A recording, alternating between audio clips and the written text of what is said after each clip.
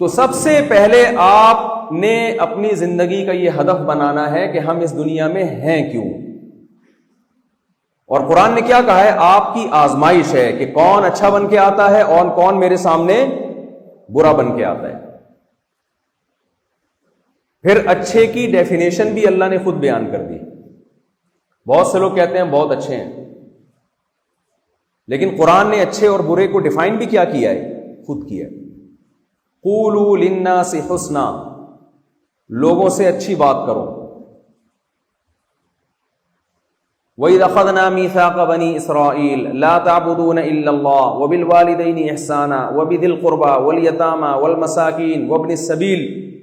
قرآن کہہ رہا ہے کہ جتنے تمہارے ریلیشن ہیں نا، ان سب کے ساتھ تم نے اچھا سلوک کرنا ہے، جن میں سب سے پہلے تمہارے پیرنٹس ہیں، تمہارے والدین. سب سے پہلے تو اللہ ہے، اس کے ساتھ کسی کو شریک نہیں کرنا. اس کے بعد تمہارے والدین ہیں، ان والدین کا اسلام نے، نبی صلی اللہ علیہ وسلم نے، قرآن نے حق بتایا کہ ان کے سامنے اف نہیں کرنا. پھر قرآن آپ کے ساتھ والجاری ذی القربى والجار الجنوب والصاحب بالجنب. کیسی عجیب آیت ہے کہ جو تمہارے پڑوس میں رہتا ہے، جو تمہارے ساتھ سفر میں تمہارے ساتھ شریک ہے، جو کسی بھی طرح سے تمہارے ساتھ اٹھتا بیٹھتا ہے، ان تمام لوگوں کے ساتھ تم نے اچھا سلوک کرنا ہے. اس موقع پر اکثر میں ایک واقعہ بیان کرتا ہوں. ہمارے ایک دوست تھے، وہ یو ایس اے سے سعودی عرب جا رہے تھے، عرب تھے وہ. تو جب وہ یو ایس اے میں جہاز میں بیٹھے نا، ورلڈ ٹریڈ سینٹر کا نیا واقعہ ہوا تھا، مسلمانوں پہ ایک لیبل لگا ہوا تھا کہ دہشت گرد ہوتے ہیں. خاص طور پہ کسی کی داڑھی نظر آتی تھی تو لوگ سمجھتے تھے کہ داڑھی کے اندر اس نے بم نہ چھپایا ہو. تو وہ گورا جو ہے نا، ان کے ساتھ سیٹ پہ آ کے بیٹھ گیا. تو یہ واقعہ بتا رہے ہیں کہ جب گورا ان کے ساتھ بیٹھا ہے تو گورے نے جب دیکھا اتنی بڑی داڑھی والا مسلمان میرے ساتھ بیٹھ گیا، تو گورا جو ہے نا تھوڑا سا ڈر بھی گیا اور تھوڑا نفرت کا اظہار بھی کرنا شروع کیا. تھوڑا سا منہ ادھر کر لیا اس نے. انہوں نے اس سے سلام دعا شروع کر دی، علیک سلیک، خیریت، طبیعت ٹھیک آپ کی. کھانا آیا تو ان کی ٹرے کھینچ دی. یہی انسان اکرام کر سکتا ہے نا اپنے ساتھ والے آدمی کا.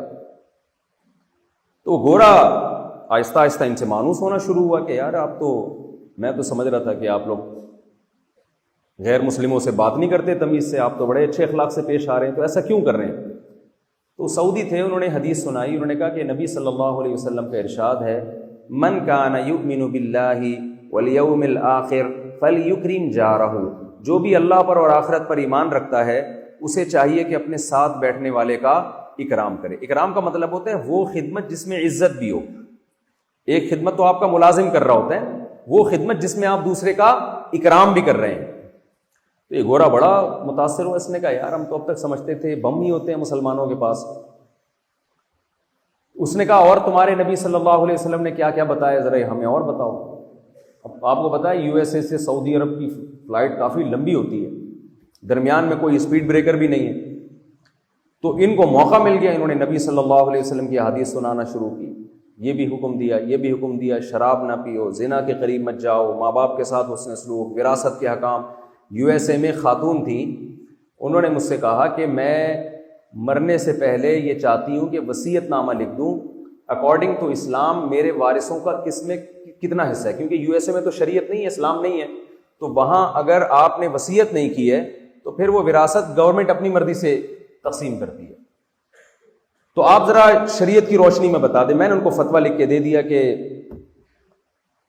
کہ آپ کے ہسبینڈ کا اتنا حصہ ہوگا، آپ کے ماں باپ کا اتنا حصہ ہوگا، آپ کے بیٹوں کا اتنا، بیٹیوں کا اتنا. انہوں نے وہاں یو ایس اے میں کسی وکیل کو بتایا تو وکیل بڑا انسپائر ہوا. اس نے کہا یار یہ اتنا بہترین ایک وراثت کا سسٹم یہ کہاں سے آیا آپ کے پاس؟ تو انہوں نے بتایا کہ وہ کراچی میں ایک مولانا صاحب ہیں، انہوں نے لکھ کے دیا. انہوں نے کہا وہ مولانا صاحب کے پاس کدھر سے آ گیا؟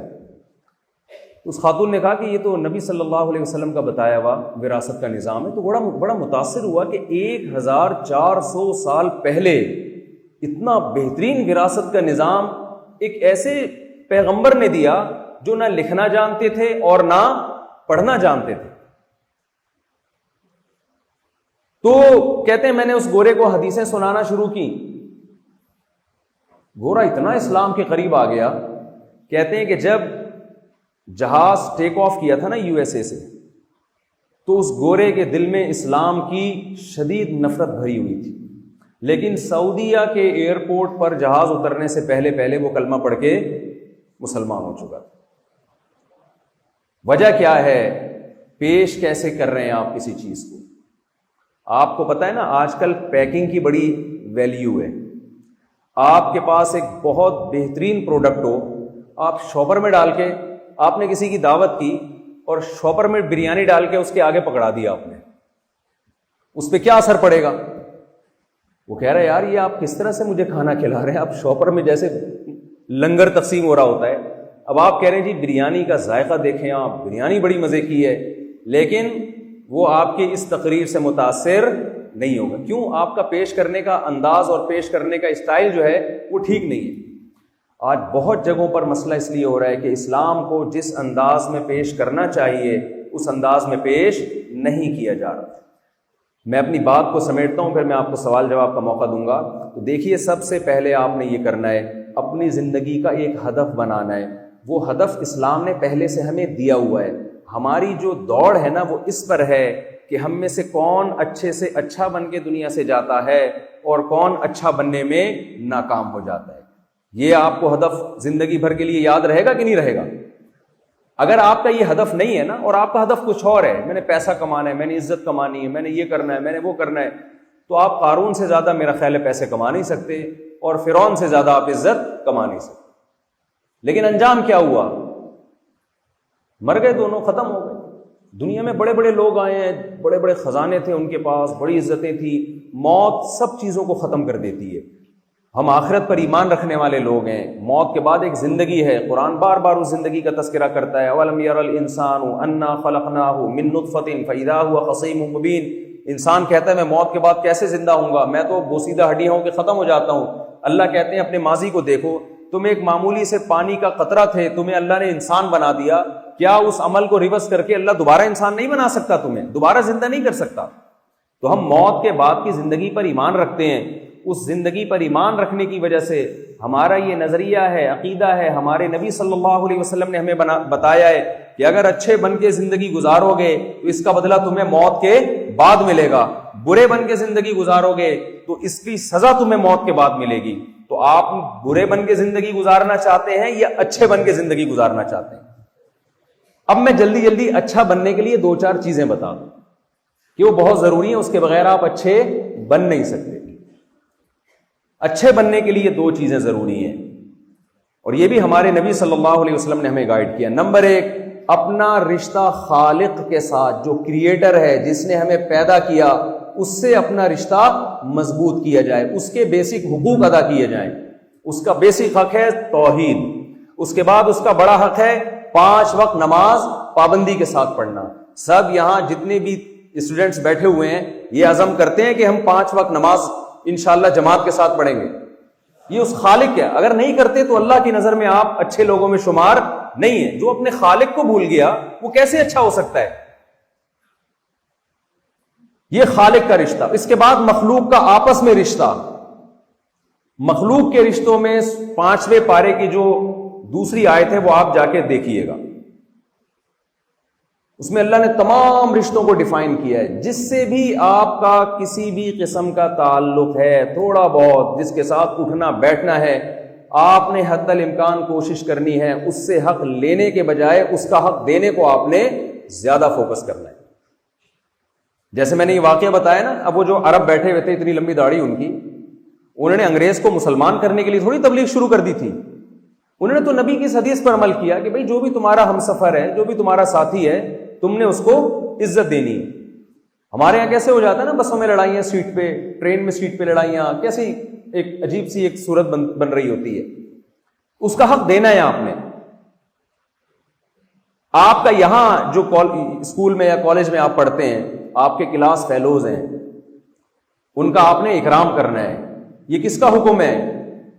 یہ آپ کے کالج کا یا اسکول کا کی انتظامیہ کا حکم نہیں ہے, یہ اس اللہ کا حکم ہے جس نے آپ کو بنایا. آپ نے ٹیچر کو عزت دینی ہے. دیکھیں, ایک عزت وہ ہوتی ہے جو ٹیچر کے سامنے ہوتی ہے, ایک عزت وہ ہوتی ہے جو ٹیچر کی غیر موجودگی میں ہوتی ہے. اصل عزت وہ ہے جب آپ کے ٹیچر موجود نہیں ہیں, اس وقت آپ ان کو عزت دے رہے ہیں. وہ کیسے دے رہے ہیں؟ کوئی آپ کے ٹیچر کی غیبت کرتا ہے, آپ اسے روک دیں کہ یار ہمارے ٹیچر ہیں, اللہ اس کے رسول نے ہمیں حکم دیا ہے کہ ہم ان کو عزت دیں گے. تو یہ عزت دی جا رہی ہے کہ آپ ان کی غیبت کر رہے ہیں بیٹھ. آپ نے دفتروں میں دیکھا ہوگا نا، باس کے سامنے یس سر یس سر یس سر، جیسے ہی باس چائے پینے کے لیے گیا فوراً کیا سلسلہ شروع ہو جاتا ہے؟ ایسا ہوتا ہے کہ نہیں ہوتا؟ اب یہ ایسے ہی بیٹھ کے آرڈر چلاتا رہتا ہے، چودراہٹ دکھاتا رہتا ہے، اس طرح کی باتیں شروع ہو جاتی ہیں۔ تو اسلام نے ہمیں حکم دیا کہ بھئی ٹیچر سے بھی تمہارا ایک رشتہ ہے، تو ٹیچر کو تم نے عزت دینی ہے۔ کوئی اعتراض ہے ٹیچر کے اوپر، عزت احترام کے ساتھ آپ پیش کرتے ہیں کہ سر یہ ایک تھوڑا سا مجھے اشکال ہو رہا ہے، مجھے اعتراض ہو رہا ہے، یہ آپ کی ایک عادت مجھے ٹھیک نہیں لگ رہی، آپ بتا دیں ایک دفعہ عزت احترام کے ساتھ، مان لیں ٹھیک ہے، نہیں مانے تو آپ کی ذمہ داری پوری ہو گئی۔ تو دن رات میں جتنی بھی آپ کی ذمہ داریاں ہیں، آپ نے یہ دیکھنا ہے کہ میں ان ذمہ داریوں کو پورا کر رہا ہوں اور اپنے ہدف کے لیے ابلوکم ایکم احسن عملا، پوری زندگی اس ہدف کو سامنے رکھ کے آپ نے زندگی گزارنی ہے۔